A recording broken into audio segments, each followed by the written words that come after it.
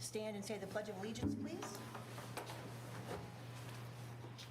I pledge Allegiance to the flag of the United States of America and to the republic for which it stands, one nation, under God, indivisible, with liberty and justice for all.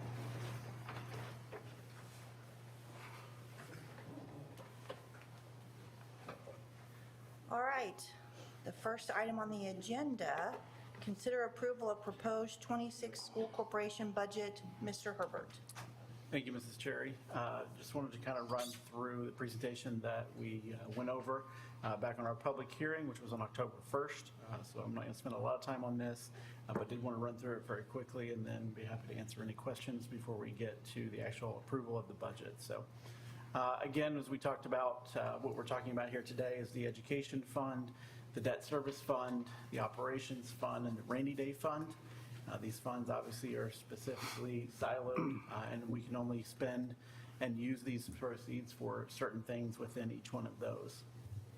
Talking about the budget here, again, this is the authority to spend. It is not necessarily the ability. Obviously, if we do not have the funds, then we cannot spend those. As we look at our revenues here on the Form 2, we can see that we've had quite an increase here over time that is not only in line with the increase from the state, but also primarily driven by our ADM increase. You can see here year over year. As we look at the history here over the last almost 10 years now, where our total tax rate has been and what our net assessed value has been, we can see we've had substantial increases in our net assessed value, which has also allowed us to have a significant decrease in our tax rates as we have come through this time. But also still allowed for us to do a lot of things that we've talked about with our master campus plan, to be able to do a lot of work at the high school, to do work at South, and some of our other facilities as well. As we look, just a comparison for our net assessed value here, Hendricks County came in at 3.55%. This would be for just the schools in these counties. This isn't necessarily the county-wide or all taxing units in these counties.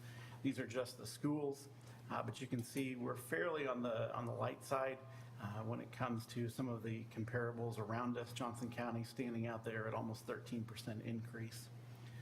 We talk about the maximum levy growth quotient. This is what drives our operations fund. So we are allowed to increase this by 4%. That's the cap that statutorily we have placed on us. So we would be looking at doing a levy increase of 4%.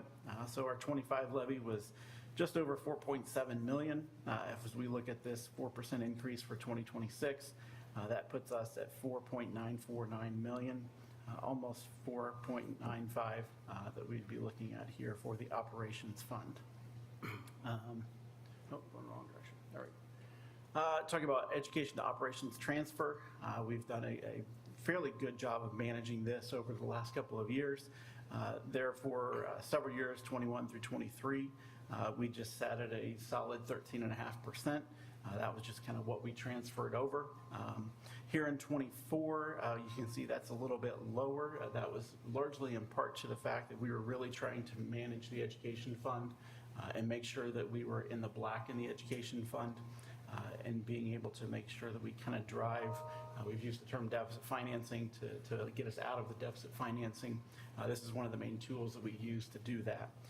We also know that going forward, that's going to look a little bit different as well, just because of the stipulations and the changes that Senate Enrollment Act 1 has been putting onto the district. Not only Senate Enrollment Act 1, but also the fire territory here locally is going to be really putting a stress on our operations fund that we're looking at and making sure we are being attentive to and making sure that we're knowing what we're doing. As we look at total revenues here, this would be total revenues excluding property taxes. So this would be really everything minus property taxes, which if you can see here, the education fund, we are projecting a 9.23% increase. That's largely impacted by our enrollment growth. Don't remember, but we had our ADM count here on October 1st, and that has come through. We are at 2,917 was our final official count. So that, I believe, is the highest that the district has ever seen And so we continue to see that growth coming through, which in turn leads to more dollars. Debt service fund, this is just miscellaneous revenue. Again, majority of the revenue coming from the debt service fund comes through property taxes. And then same thing with the operations fund. About half of the operations fund comes from property taxes. The remaining is coming from transfers and miscellaneous revenue. That would be interest earned, revenue from rental expenses and things like that. As we look at the expenses side here on Form 1, we can see a slight change, a slight increase here in the education fund. Again, due largely impacting from the increase in student enrollment. Obviously, more students means that we do have to hire more teachers, and we have to be able to accommodate those needs and make sure that we have all the services that we need in the classrooms as well. Same thing with the debt service fund. This is what is needed to make our payments for this year on all of our bonds. Operations fund, you can see a slight increase. That has been a area that we've really focused on trying to make sure that we are decreasing the expenses in there. And even though I know it is showing as an increase, just if you remember us talking through in our work session, the secondary priority expenses that we have in that fund were really only about $300,000. We've been able to cut quite a bit out of that number, or almost all of it. And some other areas as well, we've been able to try to scale back a little bit. However, that only being a small portion of the operations fund, there is still some increase in the operations fund that's just coming from general appreciation and general increases in costs. Specifically around insurance, we see a lot of increase in insurance, that there's not a lot we can do with that. So that's why it is a little bit of an increase, but we are definitely keeping an eye on that and trying to reduce those expenses as much as possible. As we look through on the debt service fund, we talked about really 3 different options here, or kind of 3 scenarios on where we would sit for the debt service fund. The recommendation before you is going to be the 89.99 cent rate for the debt service fund. This allows us to make sure that we are still covering our operation or our obligations, that's what I'm trying to say, our obligations from our bonds that we do have to make payments on, but will still allow us to try to maintain a level rate. If you remember, we are currently at 86.41. We did advertise at 92 because 92 being the highest. We know that as we go through this process, we can always come down, but we cannot go up from what we have advertised. But before you, the recommendation is the 89.99 cents for the debt service fund that will allow us to be able to make sure we meet our obligations for this year, and then looking into next year on what potentially could come from there. As we look at the Form 4B, this is what kind of brings everything together. The top half of the Form 4B is just essentially for the rest of this year, really looking from July through December. I know we're almost here in November, so it's towards the end of this. Obviously, at the bottom, we want to make sure that we still have positive cash balances in all of our funds, which we do show. And then the bottom part of this is just looking at where the estimated revenues are going to come in and where the potential estimated expenses would be, and then trying to figure out, making sure that we, again, stay with a positive cash balance for all 4 funds, which, as you can see, that is the case here for this year. So obviously that's quick, and I wanted to leave some time to be able to answer any questions that the board might have. But other than that, would also ask for the approval of the 2026 district budget. All right, I need a motion to approve the 2026 district budget, district budget as presented. So moved. Thank you, Mrs. Ward. Second? Second. Thank you, Mr. Bryant. Comments or questions? I have a question on your slide on education to operations transfer. Mm-hmm. You have the 2024 projected, but we're in 2025. So where are we at with what we're transferring from ed to ops for this current year? That's pretty much right on for the projection for 24. So for the next year, we would see an increase in that transfer, just due to the fact of, like we talked about, Senate Enrollment Act 1. I guess I'm a little confused. It says 2024, but yet we're in calendar year 2025. Yes, I'm sorry, those dates are off. And you said here we are in 24. We're 25. in 25. That's why we shouldn't do 7 a.m. meetings. So well, actually, no, this was also at the October hearing. So that 24 projection, is that 24 or is that 25? That's 25. So what was 24? I believe all of these are just off 1 year. Okay. And then 24 was 12.92. Yeah, like I said, let Okay. me, and then Sorry, 13 and a half. just, trying to remain clarity here on things. And then looking at your form on debt service operations with your recommendation of 0.8999 for the debt service rate. That appears to be just under a 14% operating balance in the debt service fund. State allows up to what, a 15%? yes, we can levy up to a 15% of any debt that was issued after 20, there's a date. 2014, anything prior to that, we can levy up to 50% of that payment. Okay. And again, can you help me understand why you're more comfortable with just under a 14% balance there as opposed to, say, a 12%? Again, that has to do with the potential, because we still have a lot of impacts that we don't quite understand what could happen next year. One of those significant impacts is as we've talked about, is the proportionate distribution of the tax credit, the $300. Currently, as it sits, it is proportionately distributed, which is meaning it will hit it essentially hits like the circuit breaker in both the operations fund and in the debt service fund. So the way that statute is written, minus that homestead, any circuit breaker impacts, the debt service fund is protected. So it will not hit that debt service fund. It is solely driven towards the operation fund. As the legislators passed Senate Enrollment Act 1, which had the $300 or the 10%, whichever is the lesser of the two, homestead credit that is coming through on properties, that was distributed proportionately. So that means that we are going to see anywhere from $475,000 to potentially almost $700,000 less off of the levy that we are going to receive into the debt service fund.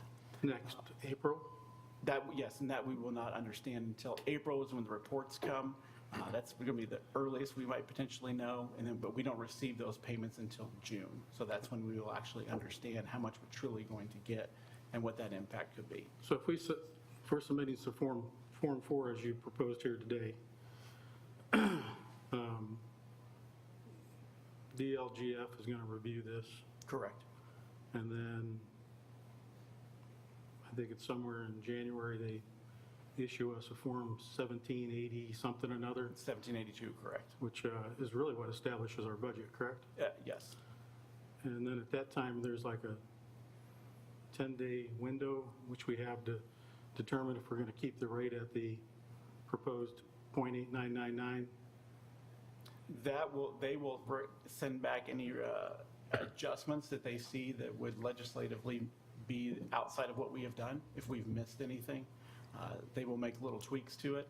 At that point, once they send it back, my understanding is I don't believe we can adjust the rate at that time. Can't we go down if we wanted to? I'll just say I've never seen that done. Typically, I know I've never seen it done, but the option is there, isn't it? I can't tell you that it is.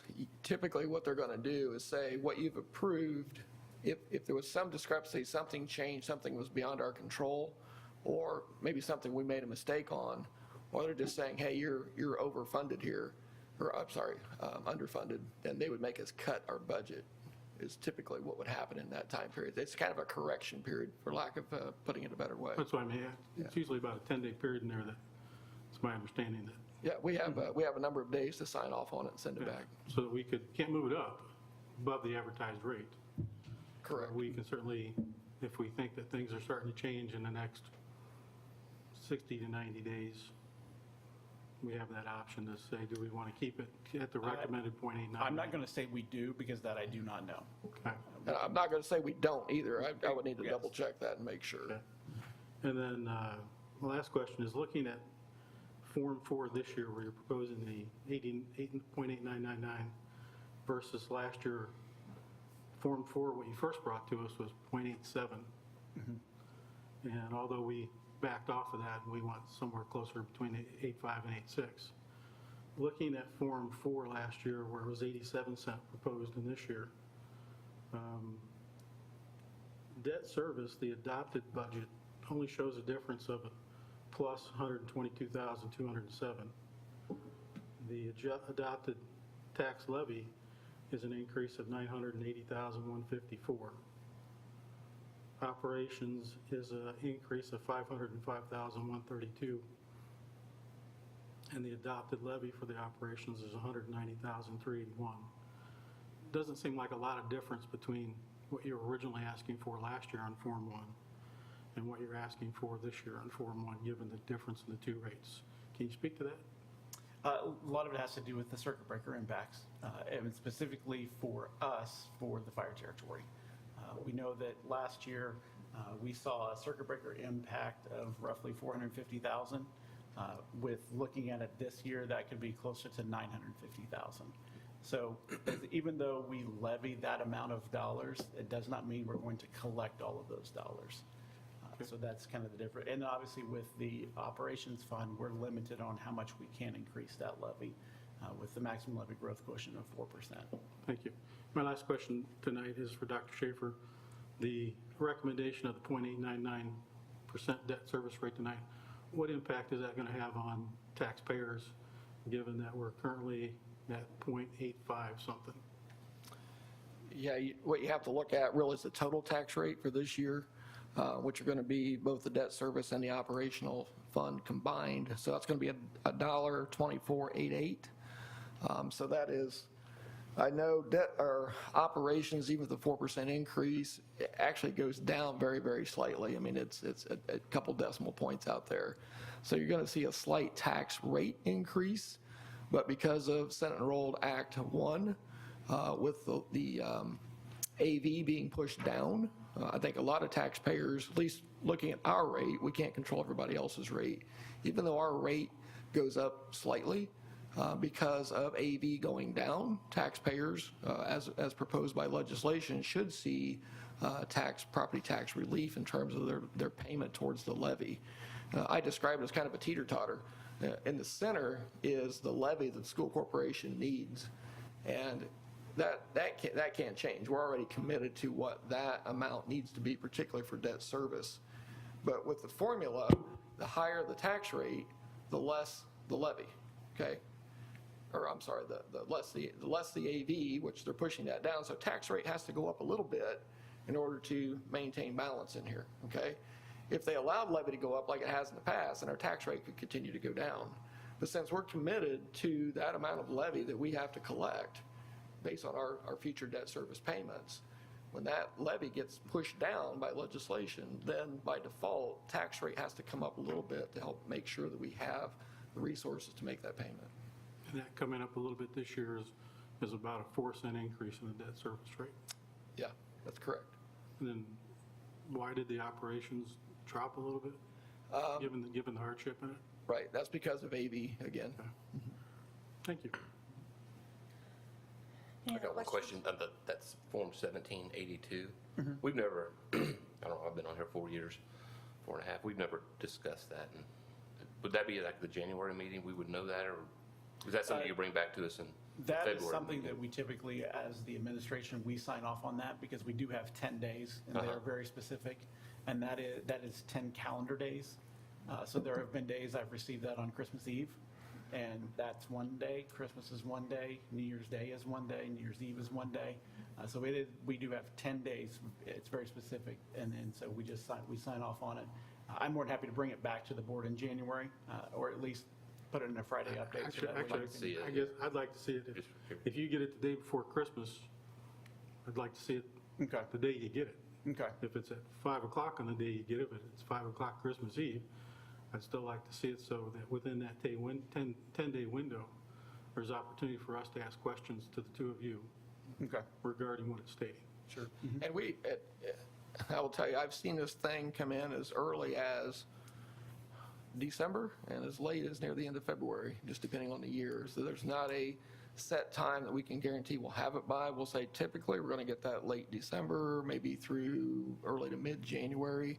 It kind of depends on what's happening with the whole tax structure piece. With some of these changes, I would probably look for it later rather than earlier this year, so. But this form is really what establishes your budget for the upcoming calendar year, isn't it? Correct.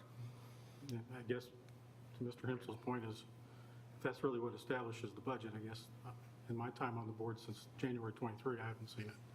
So, All right, any other and questions? that 10-day window is what I was talking about in terms of the opportunity to move it down if we felt it was possible.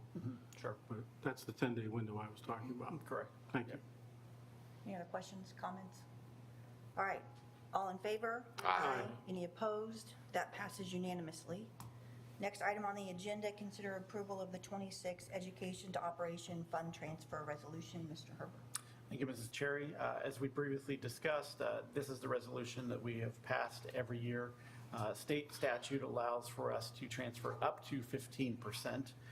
And so this resolution would give us the authority to transfer up to that 15%. In the past, you know that we have committed to 13.5 for several years. And then last year, we actually were transferring even less than that. This upcoming year, with knowing the differences that we have here in the Education and the Operations Fund and the Senate Enrollment Act, the impact that is going to cause on us, we do feel like the transfer is probably going to be closer to 14 to 14.5%, but we are not going to go above the 15%. But this transfer resolution does allow us the ability to still maintain that transfer that we do on a monthly basis. So more than happy to answer any questions with that. I want to ask for the board's approval of our Ed to Ops transfer resolution. All right, motion to approve the 2026 Education to Operations Fund Transfer Resolution as presented. So moved. Thank you, Mr. Hempsel. Second? Second. Thank you, Mrs. Ward. Comments or questions? So even though we're making a cut of, what'd you say, $300,000 in the operations fund? And then you're still going to increase the transfer from ed to ops closer to 14%, which is close to a 2% increase. I guess I'm a little confused. Are we really cutting anything back in the operations fund? Yeah, we again are looking at reducing the expenses as much as we can. When we talked about at our work session back in October, maybe September, I can't quite remember the month, we discussed the secondary priority expenses that we have in the operations fund. And those were expenses that we felt like were still needed. They're still priorities, but some that we could perhaps scale back a little bit. Those are the ones that we have scaled back. But if you also remember, we had said it was a roughly $250,000 is how much we could cut there. We needed to cut about $1 million out of the operations fund. And so this is going to be increasing the transfer to help offset the additional $750,000 that we needed to reduce. So we could obviously either reduce the expenses or we could increase the revenue. This transfer being really the only way that we can increase revenue into the operations fund. And so that's What is 2% of our education fund? 407,000. Yeah, we're at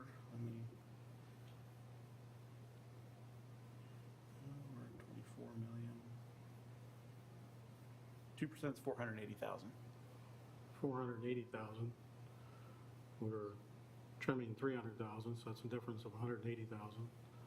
And then according to this year's Form 4, the adopted budget area for operations is going to be an increase of 505,000. So it seems it's kind of going to be a wash between what we were this year and what we're going to be spending next year. The only place it's going to take the hit is going to be the education fund, because it's going to see a 2% increase on transfer from ed to ops. Yeah, a lot of it has to do with the expenses that are in the operations fund that I cannot cut, being electricity, utility bills, our insurance costs. We're forecasting insurance costs to go up significantly because we've seen that over the last couple of years. What about things like membership dues, say like the Urban Superintendent's Association, is that being cut? That's in the 300,000 that we're cutting, yes. Okay.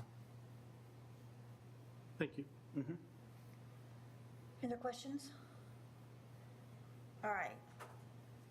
All in favor? Aye. Any opposed? Aye. Thank you, Mr. Bryant. That passes unanimously. Next item on the agenda, approval of proposed 3-year capital projects plan resolution. Mr. Herbert. Thank you, Mrs. Cherry. This, again, before you is the 2026 capital projects plan.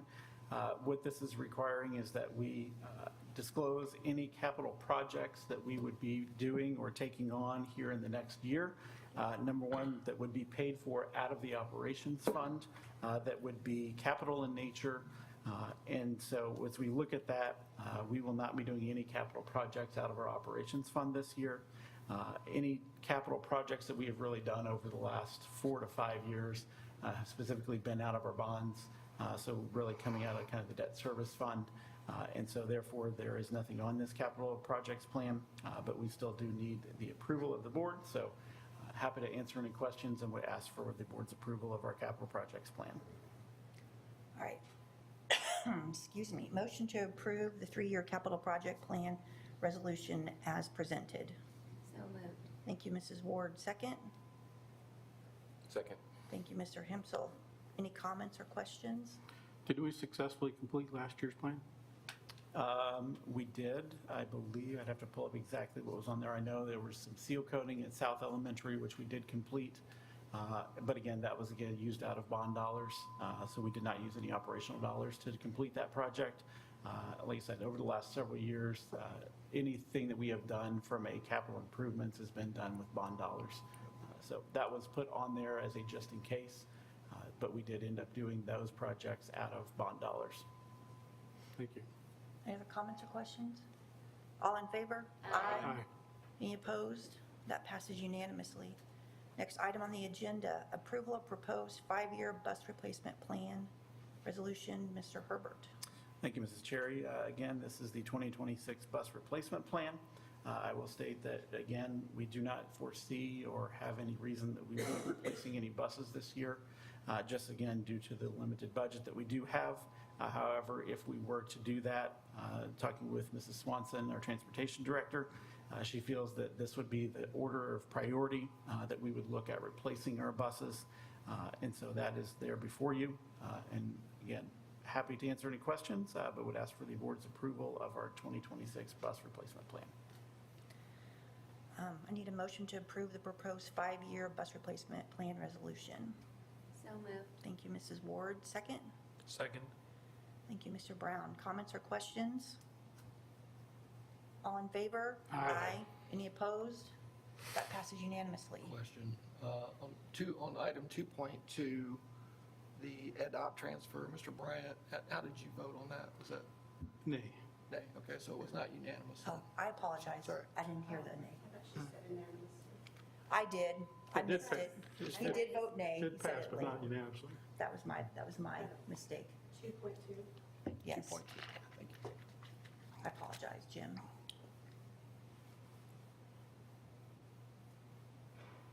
All right. Are we good, Ms. Penny? All right.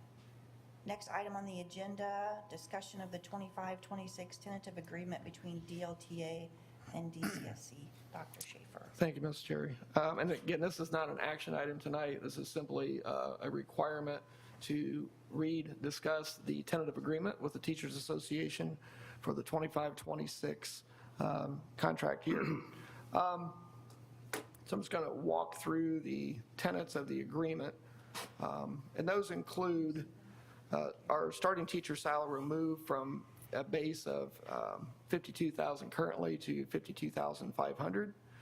The top of that scale will end at $96,000, and that's for the 185-day regular contract.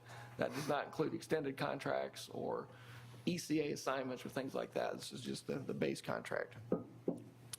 One of the larger pieces of the agreement this year, which I've provided you a copy of in the attachments there, was a salary model that's been created with 4 lanes. It has a bachelor's lane. It has a bachelor's plus, if someone had their early literacy endorsement, You'll see ELE in here. That's what that stands for. So there's a little bit more if you're in that lane. There is a master's lane, and there is a master's plus the literacy endorsement lane. So on the schedule, each step will be a $500 step that was agreed to this year. Each teacher will first receive $795 added to their base contract from last year, and that will remain on their contract. Each teacher's salary will then be elevated to the next $500 level. So in the first year on a schedule, you have to move people onto the schedule. So with the dollars we had available for bargaining, we gave everybody a $795 increase that put them at a certain level. Then we moved them up to the nearest next $500 increment. So that was a different amount of money for different people, just depending on where they were in between a $500 increment. So some people could have received $795 plus $499. Some people could have received $795 plus, $50 or $60. It varied. Everybody was aware of that. The teachers are fully aware of that. They understand how that works.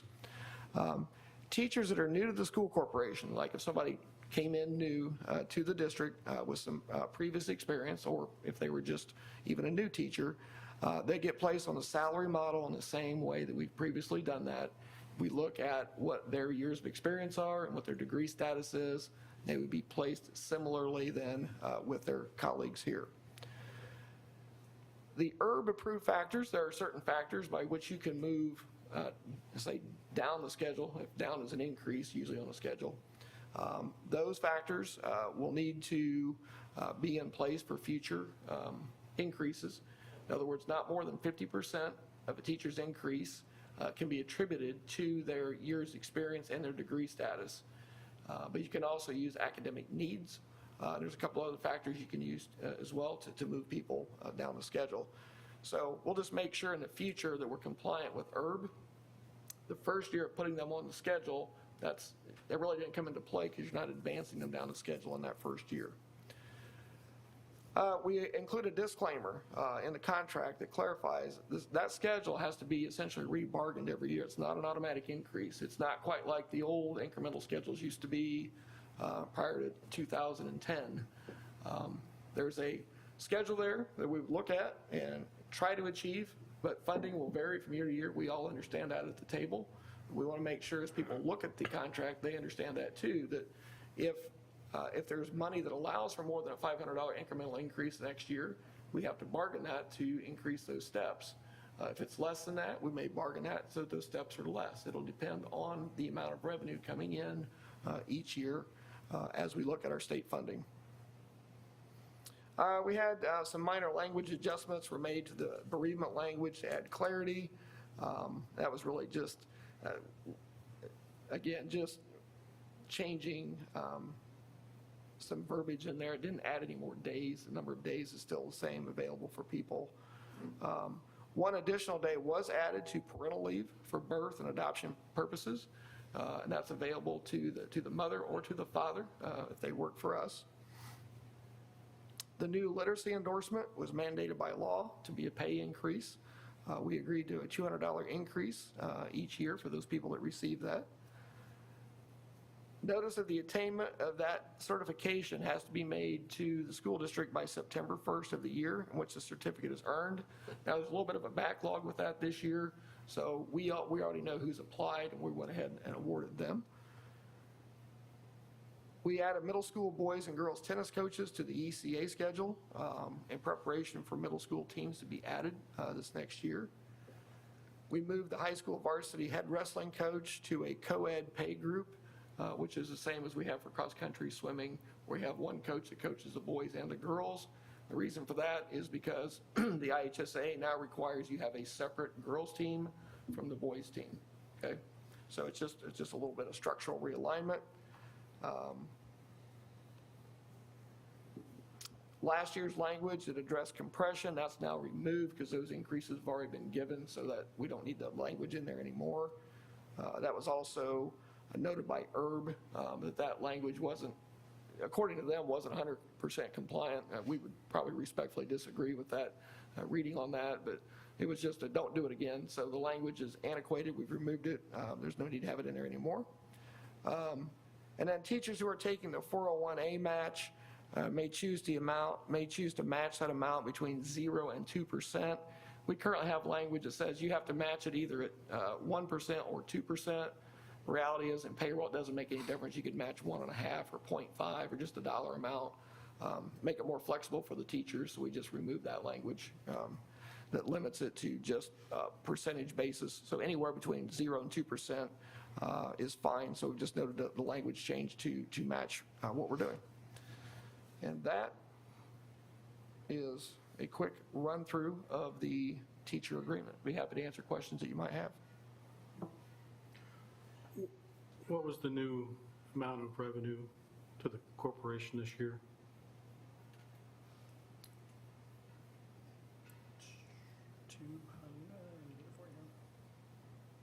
The new money's being bargained. New money, well, no, new money is just to the district, and then there's a follow-up question once I know that.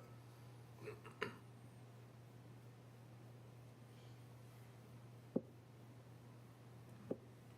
$220,008.67.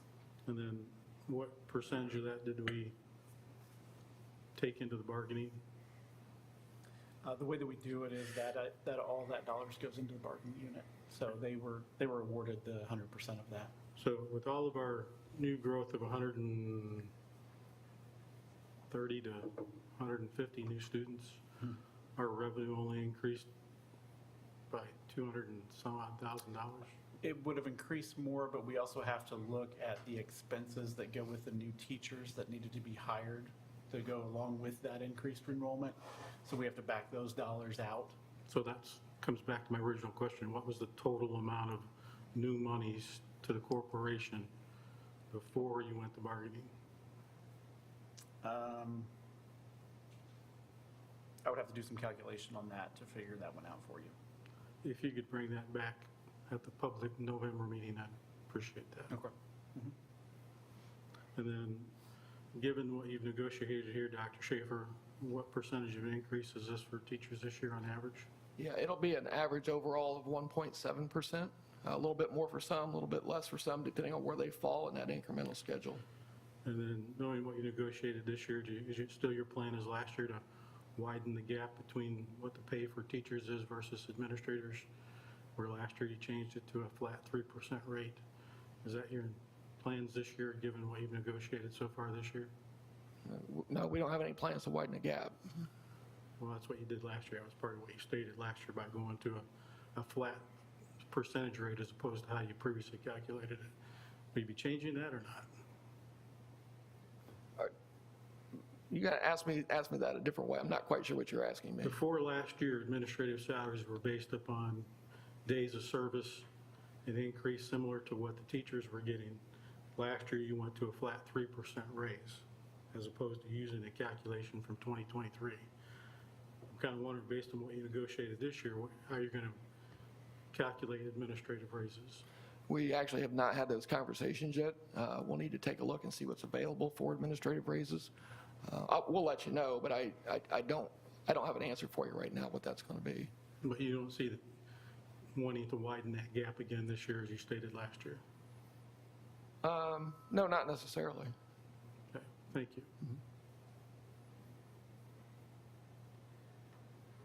Any other comments or questions?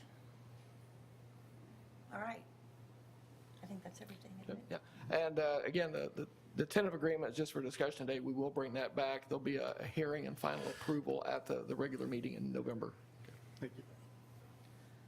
All right, the next item on the agenda is announcements. Our next regular school board meeting will be November 10th at 6:30 here in the Danville Community Middle School Training Room.